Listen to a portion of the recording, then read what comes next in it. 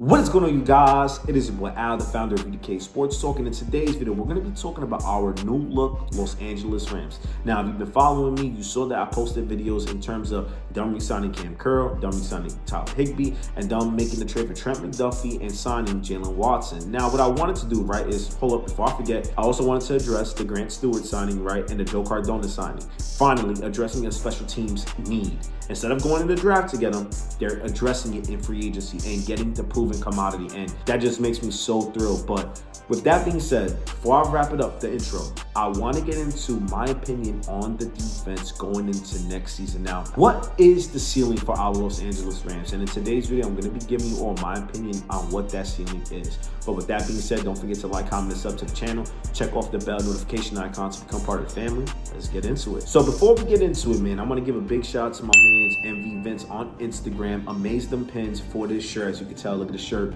Fire, great quality. Look at the graphics, man. This is the Matthew Stafford MVP edition shirt, and I had to get my hands on this just because y'all know how I feel about Matthew Stafford. He is a bad dude, and I may potentially make a video as to why he is a top 10 quarterback ever and potentially top 5 if he gets another Super Bowl ring video soon. But with that being said, man, let's get into the defense. So when the Rams decided to trade for Trent McDuffie and sign Jalen Watson, what they did was they brought back big game experience, and I spoke about this in the previous video when we signed Jalen Watson. You brought in guys who can cover and can both play man and zone, but are great in man coverage, and they can also stick to their receiver in man coverage. Now, when you combine this, right, with marrying up the concept of the defensive line and the secondary, right, coverage and rushing the passer, when you have these two cornerbacks now, it only helps the front seven get home. When you look at guys like Jared Verse, Braden Fisk, Colby Turner, Poona Ford, and Byron Young, well, let's see if they even add Max Crosby, but we don't know how that's going to turn out. But let's say hypothetically there is a world in which they do get a Max Crosby. When you factor that in, with them playing in front of Trent McDuffie, Jalen Watson, potentially Forbes in the slot if they do decide to bring him back. And then you have Cam Curl, who's a great safety, with Quentin Lake, who's also another great safety. When you have your leader of the defense being Nate Landman, who knows what the second linebacker position is going to potentially be, if that's going to be Spades, Dolag, or if they draft a guy, or is that going to be Stewart who ends up beating them out for the spot? We don't know. But when you look at the potential, you have guys, and I spoke about this in the Trent McDuffie video. He was graded an 89.4, I believe, or 89.5 in PFF. He's ranked the top 5 corner statistically in all the metrics, right? For every category in terms of being a cornerback. You're mixing that in now with a big body cornerback in Jalen Watson, who can play physical at the line of scrimmage and get you off your spots and stick to you in man coverage. Now I believe, right, in terms of talking about the ceiling for the Los Angeles Rams, that now you have a system change. Because before it was always about bend but don't break, right? How many times did that all piss you off if you were a Rams fan, right? Well, make you upset. I want to keep this PG, but how many times did that get you upset when you're seeing the corners in a 3rd and 6 play 7 yards off the ball, and the pass rush can't get home because they're playing off the ball? But this is the thing, right? Was that a Coach Shula problem, or was that a personnel problem? And that right there takes me to my next point, which is, now that you got Trent McDuffie and Jalen Watson, you can play more press and man coverage, and you can play more aggressive, because now you don't have to worry about, if you don't get home, there being huge holes for potentially one-play touchdowns or deep gains down the field, because now you have corners who can stick in coverage. So now what does this do, right, when we're talking about marrying the concept of coverage and rushing the passer? So what ends up happening is, if you're able to play man and press at the point of attack, right at the line of scrimmage, what this does is it throws off the timing of the play. Now when you have two guys who can be on islands and do this,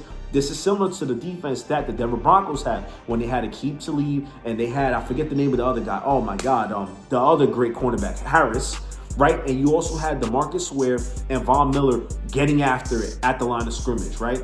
And look how great that team did. They ended up winning the Super Bowl and dismantling the Carolina Panthers, that one game in which we all know what Cam Newton is known for, unfortunately, not diving on that fumble. But you saw the way they made his life a living hell in that Super Bowl. So that's the potential, in my opinion, for the Los Angeles Rams. When you have a guy in Jared Verse, who we've all spoken about, he has the potential to be on that Myles Garrett, TJ Watt type of level. He is a great pass rusher already, but he has that potential in his third year to take that next step.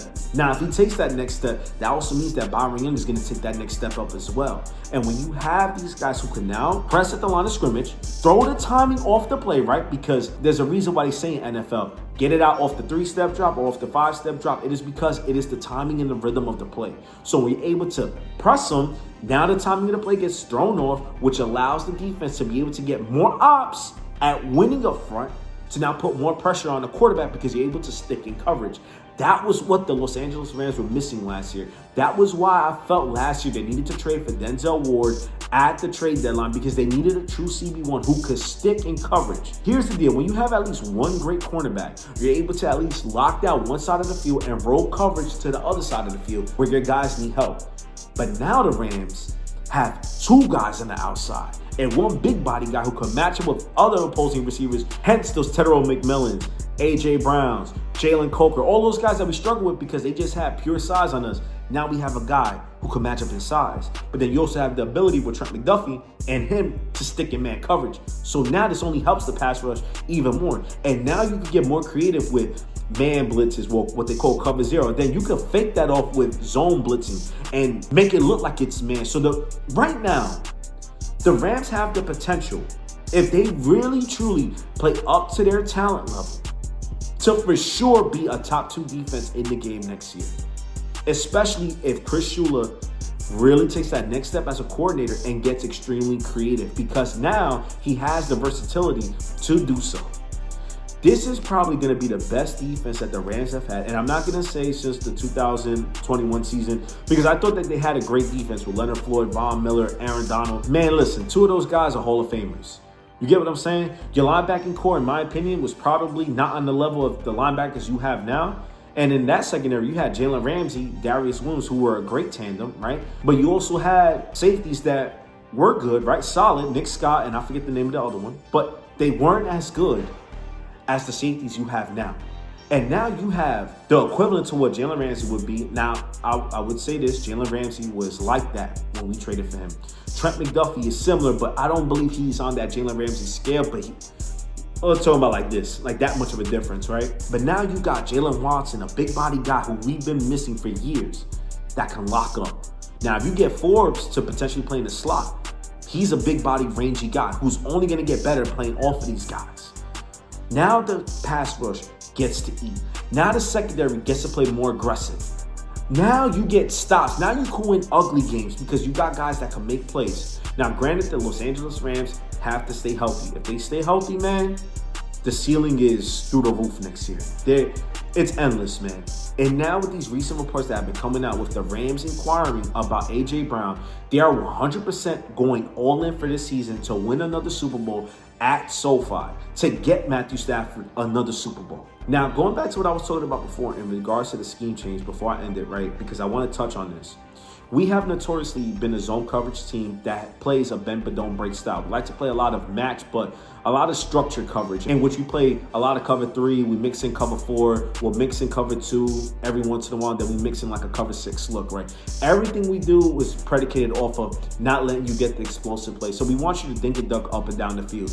Teams knew that last year, and that is why in the second half of the season we struggled because we weren't playing press and guys were just getting the quick pass off, which allowed them to go up and down the field with ease. But when you don't ball up in the red zone like what happened with us, you give up touchdowns. That's when that bend but don't break style doesn't work. So when you address the cornerback position, getting guys that can play man coverage, getting guys that can stick right to the receiver, this allows you now to not play bend but don't break. This allows you to play more physical at the point of attack. It allows you to play more man coverage, right? It also allows you to blitz more because now you have the reliability on the islands, right, on both sides of the field to win that assignment, right?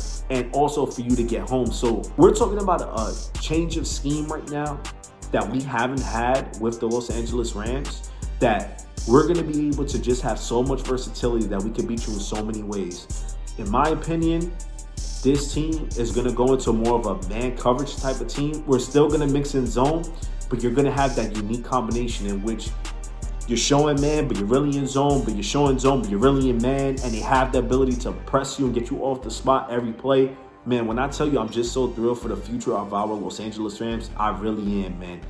this potential on this team, given the fact that we also have the number 13th pick, is that Mekhi Lemon? Is that Kenyon Sadiq? Is that a defensive player?